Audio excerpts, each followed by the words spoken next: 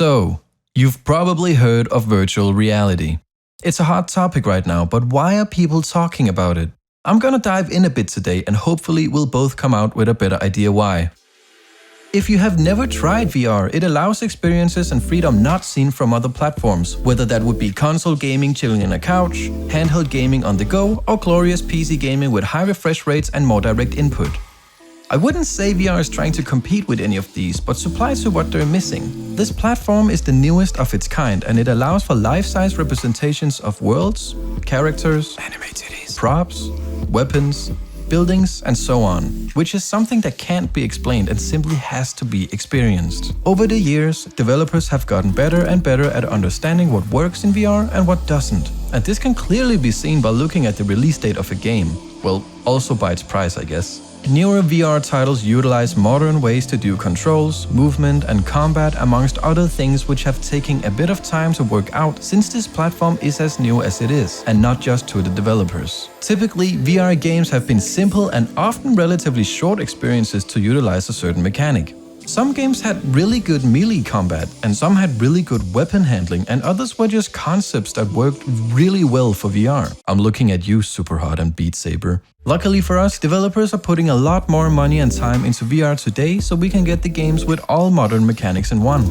Now, and I know this is a bold statement, but you may have heard of Half-Life Alyx or BONEWORKS. I don't judge if you haven't, I mean, it's not a big deal or anything. Half-Life Alyx, whether you have heard of it or not, might be a bit restricted in terms of what you're allowed to do. For example, you can't sprint around and jump and climb things, and it's not very sandboxy at all, which is usually a bit more typical for VR games, and that is not necessarily a bad thing because it works really well in the game's favor. A game like Half-Life Alyx tries to tell a linear story in a full AAA game with well thought out mechanics in terms of inventory management, very well done physics, and it's all done with astonishing detail never seen before in VR.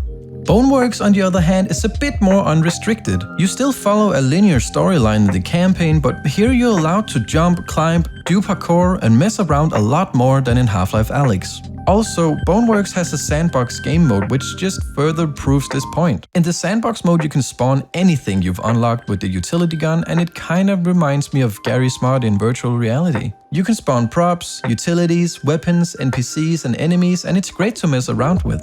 BONEWORKS has great physics and weapon handling, but since the game is more free and experimental, you can run into some physics bugs, but it's nothing game-breaking. The reason I'm mentioning these two games is because they set a new bar for the future of VR games. Half-Life Alyx is the first big AAA VR game with incredible visual details, a great story, and well-working combat and player mechanics all bundled together, which is something never seen before on this platform.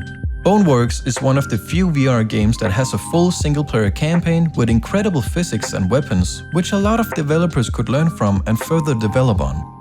Obviously, there's a lot of other games worth talking about, but those are for another video, and I feel like these two titles in particular have opened the doors to something great.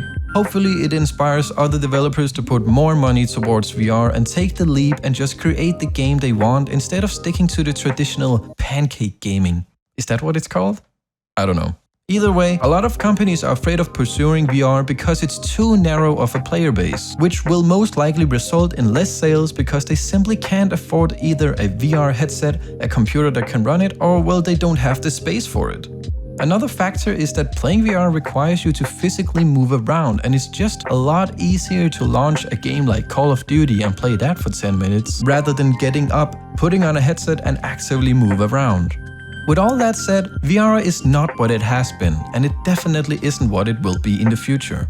What I mean is that VR is a growing platform and so much has changed over the past years and so much will change over the next years. Even if VR isn't cheap, it has become way more accessible to the public in terms of cost, games available, and the software changes to ease the experience for newcomers and veterans. One of the software changes is the refined user interface we see today in Steam VR that shipped just before the launch of Half-Life Alyx. This brings a whole new and much simpler experience for the user.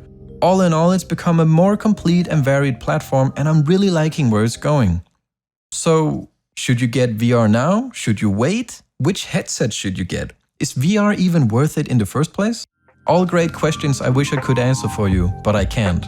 It's all up to what kind of value you see in virtual reality and how big your interest is. I am personally fascinated by it, and I simply cannot wait to see where we are in 2 years, 5 years, or even 10 years. What I can tell you is that if you think you'll like the content that is currently out and you have a decent PC and you have the space and money for it, then well, yeah, sure. Start looking at your options for headsets and go research which headset is the best value with your budget. Earlier in the video, I showed the €1,000 Valve Index. While that is a lot of money, bear in mind that this is the most premium VR set you can buy as of today. VR is perhaps more accessible than you might first think actually. I won't list every single headset, but here's a few examples. Prices may vary. Oculus Quest 2. This is the best standalone VR headset you can get as of today. It being standalone means it's fully wireless and doesn't require any PC to play games. But if you do have a PC, you can hook it up to it with a cable and play an even larger library of games. It starts at around €349 and it's a really solid option. The Sony PlayStation VR. A VR set for the PlayStation. I don't know much of it, but if you usually use your console, this would probably be the set you're looking for. I found this set at around €250. The HP Reverb G2. This set from HP seems to be a really good middle ground between the Oculus Quest 2 and the Valve Index. The screens in this headset have a higher resolution than the Index, and it also has the same headphones that are included with the Index.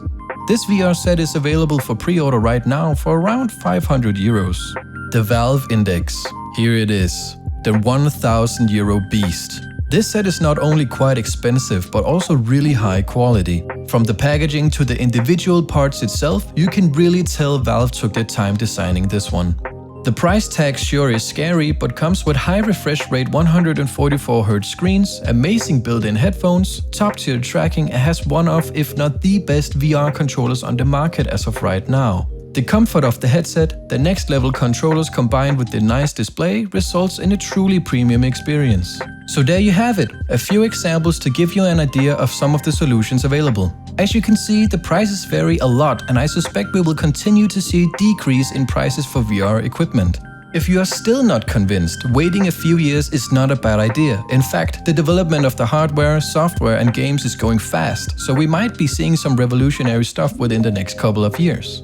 I feel like 2020 has really shown how great VR can be if you put the time and money into a project, whether that would be a new headset or a new game. This is only the beginning of this long journey. A whole new world is waiting for you. It is your decision if you want to take the leap and join. Research, learn, decide.